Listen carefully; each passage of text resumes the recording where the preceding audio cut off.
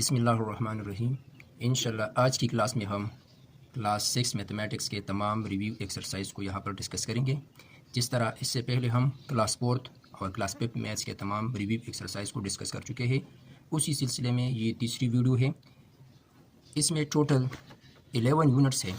Unit number 1 multiples and factors, unit number 2 integers, unit number 3 laws of integers and order of operations, Unit number 4 rate, ratio and percentage.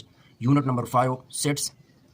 Unit number 6 pattern and algebraic expressions. Unit number 7 linear expressions and equations. Unit number 8 surface area and volume. Unit number 9 lines, angles and symmetry. Unit number 10 geometrical constructions और unit number 11 data management. Review exercise number 1 है। Question number 1 the prime factorization of 24। तो prime factorisation के बारे में हम class 5 और class 4 में पढ़ चुके हैं। सिंपल मेथड है। 24 की प्राइम फैक्टराइजेशन यहाँ पर है 2 2 4 4 2 8 8 3 24। इस तरह ये तमाम आप चेक कर सकते हैं। तो ये फर्स्ट ऑप्शन इसमें करेक्ट है। Question number 2 the HCF of 2 or more distinct prime numbers is equal to. ये भी हम पढ़ चुके हैं कि जब भी 2 या 2 से ज़्यादा मुख्तलिफ प्राइम नंबर्स हो तो उसका एचसीएफ क्या होगा, वो 1 होगा। ये भी हम पढ़ चुके हैं। आप खुद चेक कर सकते हैं। फॉर एग्जांपल एक 5 है, एक 7 है, आप इसका एचसीएफ चेक करें, ये 1 के इक्वल होगा। Question number 3 the LCM of 2 or more distinct prime numbers is equal to their. ये भी क्लास 5 मैथ्स में मौजूद है। यानी 2 या 2 से ज़्यादा प्राइम नंबरों का जो एक दूसरे से डिफरेंट हो उसका एलसीएम क्या होगा, उसके प्रोडक्ट के बराबर होगा। यानी उसको हम डायरेक्ट मल्टीप्लाई कर सकते हैं। फॉर एग्जांपल ये 5 और 7 है, तो इसका जो एलसीएम होगा वो 5 × 7 इज इक्वल टू 35 होगा। Question number 4 the 2 × 2 × 2 × 2 × 2 × 3 × 3 × 5 in exponent notation is. इसको एक्सपोनेंट फॉर्म में लिखना है। तो यहाँ पर 4 ऑप्शन गिवन है। इसमें कौन सा ऑप्शन करेक्ट है? तो 2 कितने टाइम है? 1 2 3 4 5। 2 5 टाइम है, तो इसको हम लिख सकते हैं 2 4 5 मल्टीप्लाई 3 2 टाइम है, 3 4 2 मल्टीप्लाई 5। यहाँ पर 1 टाइम है, तो इसको हम लिख सकते हैं मल्टीप्लाई 5। तो यहाँ पर जो ऑप्शन है ऑप्शन नंबर 4, इसमें 2 पावर 5 3 पावर 2 और 5 पावर 1 या 5 है। तो ये करेक्ट ऑप्शन है। Question number 5 the product of 2 numbers is equal to the product of their LCM and HCF. जिस तरह यहाँ पर 5 और 7 है, तो 5 और 7 का जो प्रोडक्ट है ये इक्वल होगा इन दोनों नंबरों के एचसीएफ और एलसीएम के प्रोडक्ट के बराबर। यानी 5 7 इक्वल है 35 के। 5 7 का एचसीएफ है 1, 5 7 का एलसीएम है 35। 35 1 इज 35 और अगर इसको हम डायरेक्ट मल्टीप्लाई करते हैं तो इसका प्रोडक्ट भी 35 के इक्वल होगा। तो यहाँ पर करेक्ट ऑप्शन 4 है HCF. Review exercise number 2 question number 1 the smallest positive integer is. पहले हमने इंटीजर को पहचानना है। एक है पॉजिटिव इंटीजर।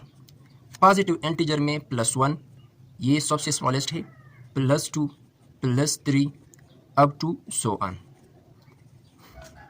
एक है नेगेटिव इंटीजर। नेगेटिव इंटीजर में -1 जो है ये सबसे ग्रेटेस्ट है, बाकी तमाम इससे स्मॉलेस्ट है। और यहाँ पर जो स्मॉलेस्ट इंटीजर है नेगेटिव इंटीजर ये मालूम नहीं है, और इसी तरह ग्रेटेस्ट पॉजिटिव इंटीजर भी मालूम नहीं है। एक इसमें इंक्लूड है 0, इसको हम लिख सकते हैं 0 +-1 +-2 अप टू सो ऑन। ये है इंटीजर्स। तो यहाँ पर क्वेश्चन नंबर 1 में है the smallest positive integer is. तो पॉजिटिव इंटीजर में सबसे स्मॉलेस्ट कौन सा है? +1 है। तो करेक्ट ऑप्शन इसमें 2। Question number 2 the greatest negative integer.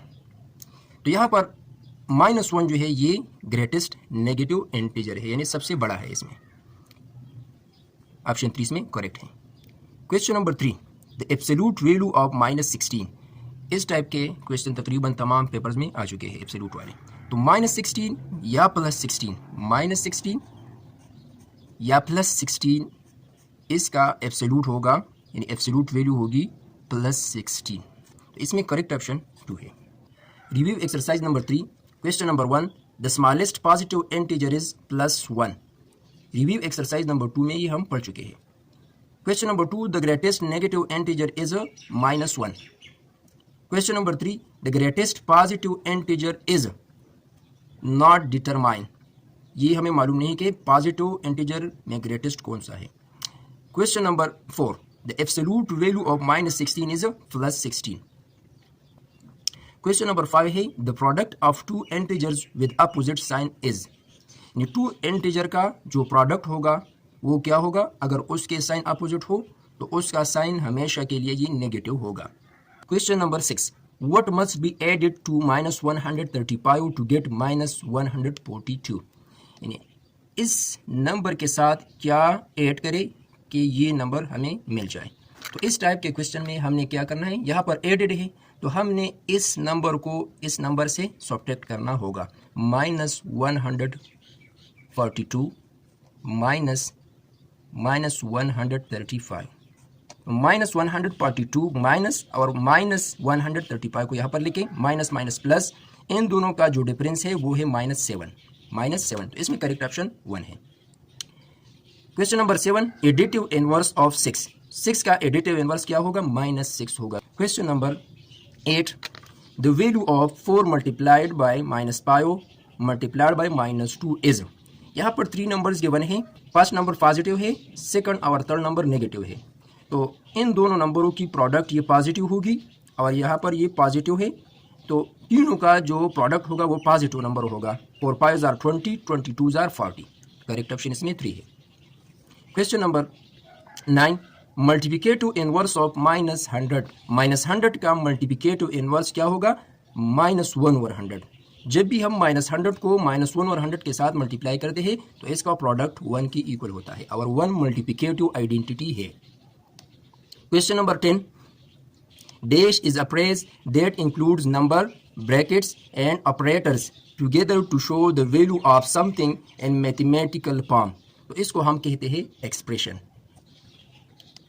Question number 11, we solve dash bracket first in BODMAS rule. BODMAS rule में हम कौन सा ब्रैकेट पहले सॉल्व करते हैं, तो ये है विनकुलम, यानी ये हम पहले सॉल्व करते हैं। ये है राउंड ब्रैकेट या पैरेंथेसिस, ये है ब्रेसेस या कर्ली ब्रैकेट, और ये है स्क्वायर ब्रैकेट या ब्रैकेट, इसको भी हम कह सकते हैं। Question number 11, in BODMAS rule we solve dash operation first. BODMAS rule में हम पहले कौन से ऑपरेशन को करते हैं, एडिशन, मल्टीप्लिकेशन, सब्ट्रैक्शन या डिवीजन। तो यहाँ पर डी है फर्स्ट, डिवीजन को यहाँ पर हम पहले करते हैं। Dash is called vinculum. इन चारों में कौन सा विनकुलम है, तो ये है vinculum. The correct order of operation is, इसमें कौन सा ऑर्डर ये करेक्ट है ऑपरेशन क्या, तो डी मास को याद रखना है, DMAS. Division, multiplication, addition और सब्ट्रैक्शन, ये ऑर्डर इसमें करेक्ट है।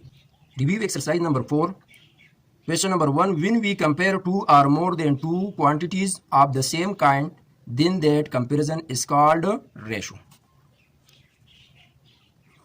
इसको हम लिख सकते हैं A to B, A ratio B या A over B।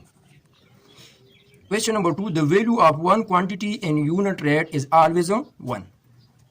Question number 3, there are 14 cars and 12 bikes on the road, the ratio of car to bike। इसको हम लिख सकते हैं 14 रेशो 12, दोनों 2 पर डिविजिबल हैं, 2 7s are 14, 2 6 are 12। तो इसका जो करेक्ट ऑप्शन है ये ऑप्शन नंबर 3 है। Question number 4, a dash is a comparison of 3 or more quantities in a certain order। यानी जब 3 या 3 से ज़्यादा क्वांटिटीज़ हो और उसके दरमियान हम कंपैरिजन करते हैं तो उसको क्या कहते हैं, उसको कंटिन्यू रेशो कहते हैं। यानी जिस तरह है A ratio B ratio C, या 4 क्वांटिटीज़ के लिए इसको हम लिख सकते हैं ratio D। Question number 5, 50 out of 500 in percentage. इसको परसेंटेज में लिखना है। सो 50 out of 500 multiply 100%। 5 cancel, 5 1 is 5, 5 10s are 50, यहाँ पर 0 0 कैंसिल, सो 10% के इक्वल होगा। इसमें करेक्ट ऑप्शन 2 है। Question number 6, the ratio 20 ratio 50 is simplified form is. तो इसका सिंप्लीफाइड फॉर्म इंतहाई आसान है, 0 0 के साथ कैंसिल, यानी दोनों 10 पर डिविजिबल है, तो 2 रेशो 5 इसका सिंपल फॉर्म है।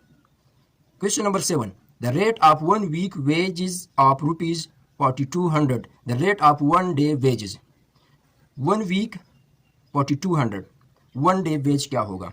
तो 1 week में 7 days है, 1 day की रेट को मालूम करना है, तो 7 पर 4200 को डिवाइड करें तो ये इक्वल होगा 600:1, यानी ये प्राइस है, रेट है और ये 1 डे है। तो इसमें ऑप्शन नंबर 1 करेक्ट है। Question number 8, if the cost of 12 notebooks is ₹204 then the cost of 5 notebook is. ये भी हम क्लास 5 में पढ़ चुके हैं, लेकिन यहाँ पर हमने इसको रेशो के जरिए हल करना है, लेकिन ये MCQs है, इसको हम किसी भी मेथड के जरिए हल कर सकते हैं, यानी बाई यूनिटरी मेथड इसको हल कर सकते हैं। तो 204 को 12 पर डिवाइड करें, इससे एक नोटबुक की प्राइस मिलेगी हमें, और उसको 5 के साथ मल्टीप्लाई करें तो इसका जो रिजल्ट होगा वो होगा 85। Question number 9, the equivalent form of the ratio 3:4 is. 3:4 का इक्विवेलेंट फॉर्म इसमें कौन सा है? तो इसको चेक करें, इसको सिंप्लीफाई करें। दोनों 2 पर डिविजिबल है, 2 3 जार 2 2 जार, तो ये इसका सिंपलेस्ट फॉर्म इक्विवेलेंट फॉर्म नहीं है। 2 3 जार 2 4 जार, ये है इसका equivalent ratio. Review exercise number 5। Question number 1, a well defined collection of distinct objects is called a set. ये सेट की डिफिनीशन है। Question number 2, empty set is denoted by. Empty set को हम denote करते हैं कर्ली ब्रेसेस से या phi से। Question number 3, a set that consist of a limited number of elements is called a और एन डैश सेट। यानी एक सेट है जिसमें लिमिटेड एलिमेंट्स हो, तो उस सेट को हम equivalent set, finite set, empty set या एन इनफिनिट सेट इसको कहते हैं। तो इसको हम फाइनाइट सेट कहते हैं। फॉर एग्जांपल एक सेट है A इज इक्वल टू 1 2, तो ये है फाइनाइट सेट।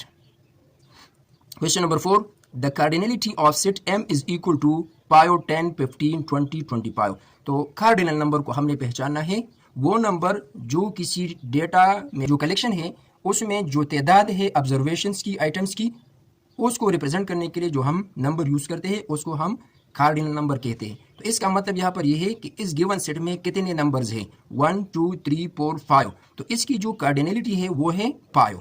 ये जो 2025 के पेपर हुए हैं इसमें ये क्वेश्चन आया है।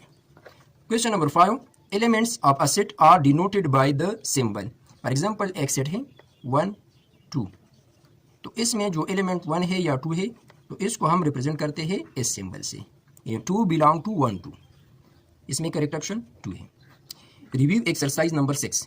क्वेश्चन नंबर 1 है, इन अलजेब्राइक एक्सप्रेशन अ फिक्स्ड और unchanged value is called a constant. जिस तरह ये एक्सप्रेशन है ax प्लस b, तो इसमें b जो है ये कांस्टेंट है, n एक्सपोनेंट ऑफ पावर है, x इसमें बेस या वेरिएबल है और a जो है ये कोएफिशिएंट है। Question number 2, unlike terms are those terms whose dash are different with different exponent. तो इसमें करेक्ट ऑप्शन वेरिएबल है। लाइक और अनलाइक टर्म्स के दरमियान जो डिफरेंस है उसको चेक करें। फॉर एग्जांपल एक टर्म है 2x², एक है 4x², तो इसमें जो बेस है यानी वेरिएबल है और एक्सपोनेंट जो है ये दोनों टर्म्स में सेम है, तो इस टाइप टर्म्स को हम लाइक टर्म्स कहते हैं। और इसके अलावा अगर बेस डिफरेंट है या एक्सपोनेंट डिफरेंट है तो उसको हम अनलाइक टर्म्स कहेंगे। Question number 3, in 3x², 2 is the. 3x² में ये 2 जो है इसको क्या कहते हैं, इसको हम एक्सपोनेंट कहते हैं। ऑप्शन नंबर 4 इसमें करेक्ट है। Question number 4, if a is equal to 1 b is equal to 2 the value of the expression a² plus 2a minus b। a b की वैल्यू को यहाँ पर पुट करें और इस एक्सप्रेशन की जो वैल्यू है उसको मालूम करें। यहाँ पर 1 को पुट करें 1², यहाँ पर 1 को पुट करें माइनस b की वैल्यू है 2। 1² इक्वल टू 1, 1 इज 2 और माइनस 2 को अपनी जगह पे लेके 2 माइनस 2 कैंसल, सो ये 1 की इक्वल होगा। ऑप्शन 1 इसमें करेक्ट है। Question number 5, if x is equal to 3 y is equal to 2 then 3x² y। तो 3x² y की वैल्यू क्या होगी? सो 3x की वैल्यू 3, y की value 2। So 3 3s are 9, 9 3s are 27, 27 2s are 54, ये इसका करेक्ट ऑप्शन है। Review exercise number 7, a mathematical sentence which has equal sides separated by an equal sign is called a या n equation, number, variable, power. तो इसको हम equation कहते हैं। जिस तरह ये है ax² plus bx plus c equal to 0, तो इसको हम इक्वेशन कहते हैं। Question number 2, an algebraic equation is an open mathematical statement that shows the equality of two or more expressions। Question number 3. The equal sign between two expressions means that both sides of the equation are equal. Question number 4. A linear equation is an algebraic equation where the highest power of the variable involved in 1. यानी linear equation में जो variable का power होता है वो 1 होता है, यानी हाईएस्ट पावर इसमें 1 होता है, जिस तरह ये है x power 1. Question number 5. The solution of 2x minus 3 is equal to 1. तो इसको सॉल्व करें. 2x 1 को यहाँ पर लेके माइनस 3 को राइट साइड में शिफ्ट करें तो ये प्लस 3 के इक्वल हो जाएगा. So 2x is equal to 4 dividing both side by 2. So x is equal to 2. तो इसमें करेक्ट ऑप्शन 4 है. Question number 6. If 2x by 5 is equal to 3. तो इसमें x की वैल्यू क्या होगी? तो मल्टीप्लाइंग पायो ऑन बोथ साइड, सो ये इक्वल हो जाएगा 2x और 5 इसके साथ मल्टीप्लाई करें 15 dividing both side by 2. So x is equal to 15 by 2. Question number 7. 2x plus 0.06 is equal to 0.4 plus 1.22. इस गिवन इक्वेशन में x की वैल्यू क्या होगी? तो इन दोनों नंबरों को आपस में ऐड करें. ये 1.62 के इक्वल है. 0.06 को राइट साइड में शिफ्ट करें तो ये माइनस हो जाएगा, तो ये इक्वल है 1.56. अब ये इक्वल है 2x is equal to 1.56. Both side को 2 पर डिवाइड करें. 2 cancel. x is equal to ये इक्वल होगा 0.78. The solution of 5x minus 20 is equal to 3x plus 2. इसमें वेरिएबल को लेफ्ट साइड में शिफ्ट करें और कांस्टेंट को राइट साइड में शिफ्ट करें. तो 5x ये माइनस 3x के इक्वल हो जाएगा, प्लस 2 और ये प्लस 20 हो जाएगा. So 5x minus 3x is equal to 2x. 2 plus 20 is equal to 22 dividing both side by 2. So x is equal to 11. तो इसमें करेक्ट ऑप्शन 4 है. 12 added to half of a number mean. Half of a number, for example एक number है x, उसका half होगा x by 2, उसके साथ add करना है 12. तो इसमें करेक्ट ऑप्शन 1 है. लास्ट क्वेश्चन है इस एक्सरसाइज का. 5 decreased bye a number is 10 means. एक नंबर है x, 5 को उससे सब्ट्रैक्ट करें तो ये इक्वल होगा 10 के. तो करेक्ट ऑप्शन इसमें ऑप्शन नंबर 4 है. Review exercise number 8. Question number 1 है the dash of any shape is the region occupied by it. यानी ये फॉर एग्जांपल एक शेप है, इसने जो रीजन घेरा है इसको क्या कहते हैं? इसको कहते हैं area. Question number 2. The sum of all the sides of a shape is called. For example ये एक शेप है, इसके तमाम साइड को जब हम सम करते हैं तो इसको क्या कहते हैं? इसको कहते हैं पैरामीटर. ऑप्शन नंबर 1 इसमें करेक्ट है. Question number 3. The formula to find the area of a square. Square का एरिया क्या होगा? ये है L, तो इसको हम फाइंड करेंगे L multiply L. L multiply L, ये इसमें करेक्ट ऑप्शन है. ये क्लास पेपर में मौजूद है और पेशावर डिवीजन के पेपर में भी ये क्वेश्चन आया था. Question number 4. Dash is the shortest distance between the top and bottom of a geometrical figure. एक ज्योमेट्रिकल फिगर में सबसे जो शॉर्टेस्ट डिस्टेंस है टॉप से बॉटम तक, उसको क्या कहते हैं? तो उसको एल्टीट्यूड यानी इर्तिफा उसको कहते हैं, जिसको हम हाइट भी कह सकते हैं. फॉर एग्जांपल ये एक फिगर है, तो इसमें ये जो है ये है altitude. Question number 5. The formula to find the area of trapezium is. Trapezium के एरिया को मालूम करने के लिए हम कौन सा फार्मूला यूज करते हैं? a multiplied by b1 plus b2 divided by 2. इसमें करेक्ट ऑप्शन है. Question number 6. The formula for finding the area of a triangle. Triangle के एरिया को फाइंड करने के लिए हम कौन सा फार्मूला यूज करते हैं? Base multiplied by height divided by 2. ये इसका करेक्ट ऑप्शन है. Question number 7. Surface area of a cube. तो क्यूब में 6 फेसेस होते हैं, तमाम स्क्वायर होते हैं, तो area of a square equal होता है स्क्वायर. तो यहाँ पर 6 फेसेस है तो इसको हम लिख सकते हैं 6 स्क्वायर या 6 लेंथ स्क्वायर. इसमें करेक्ट ऑप्शन ये है. Surface area of cuboid. Cuboid का सरफेस एरिया क्या होगा? तो वो है 2 time length multiply width plus width multiply height plus height multiply length. तो यहाँ पर जो ऑप्शन गिवन है आपने उसमें ये चूज करना है. Volume of cuboid. Volume of cuboid equal होगा length multiply width multiply height. इसमें करेक्ट ऑप्शन 2 है. Review exercise number 9. Question number 1 है, a point has dash dimensions. Point के कितने सिमतें होती है, डायमेंशंस होती है, तो इसकी डायमेंशन 0 है। A cuboid has dash faces. Cuboid में 6 पेसेस होते हैं या सरफेसेस होते हैं। Question number 3, the pair of lines that are not intersecting each other. दो लाइनों का फेयर जो एक दूसरे को टच न करते हो यानी इंटरसेक्ट न करते हो, तो ऐसे लाइंस को हम क्या कहते हैं? ऐसे लाइंस को हम पैरेलल लाइंस कहते हैं। और पैरेलल लाइंस के दरमियान हमेशा डिस्टेंस ये जो होता है ये सेम होता है, यानी ये इसमें करेक्ट ऑप्शन है।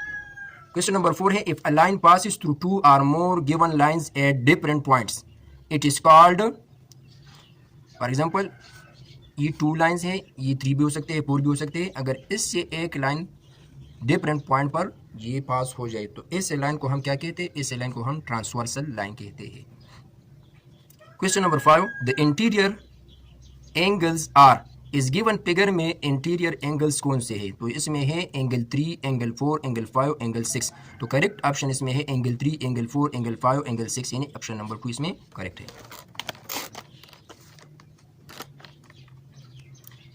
क्वेश्चन नंबर 6 है, the order of rotation of the given figure is. ये इसका सेंटर पॉइंट है। अगर इसको हम रोटेट करते हैं 1 टाइम बिल्कुल सेम होगा, सेकंड टाइम भी रोटेट करेंगे तो ये भी बिल्कुल सेम होगा इस ओरिजिनल फिगर के, और जब थर्ड टाइम इसको रोटेट करेंगे बिल्कुल सेम होगा फिगर, और 4 टाइम इसको अगर हम रोटेट करेंगे तो फिर भी ये सेम होगा। यानी कंप्लीट रोटेशन में ये 4 टाइम बिल्कुल सेम आएगा। और रोटेशंस के लिए, रोटेशन सिमेट्री रोटेशन के लिए कम से कम 2 टाइम्स ये लाजमी सेम होना चाहिए। तो यहाँ पर जो सिमेट्री है ये 4 है, क्योंकि जब इसको हम कंप्लीट रोटेशन देते हैं तो ये 4 टाइम बिल्कुल सेम आता है इसमें रोटेशन में, तो इसकी सिमेट्री जो है ये 4 है। Review exercise number 10, the word geometry comes from 2 words Greek. 2 Greek word से ये बना है। Question number 2, bisections mean to divide the line into 2 equal parts. For example ये एक लाइन है, तो अगर इस पर हम इस तरह लाइन ड्रा करेंगे तो ये इक्वल पार्ट्स में डिवाइड होगा, तो इसका डिवाइड होगा, तो इसका मतलब है बाइसेक्शन, किसी फिगर को 2 इक्वल पार्ट्स में डिवाइड करना। Question number 3, 2 lines are rays are said to be perpendicular to each other if the angle form between them is. यानी 2 लाइन्स है, एक दूसरे पर परपेंडिकुलर है, तो यहाँ पर जो एंगल बनेगा वो क्या होगा? तो वो होगा 90 डिग्री, यानी राइट एंगल होगा। Question number 4, if we bisect 90 degree angle we get 2 angles.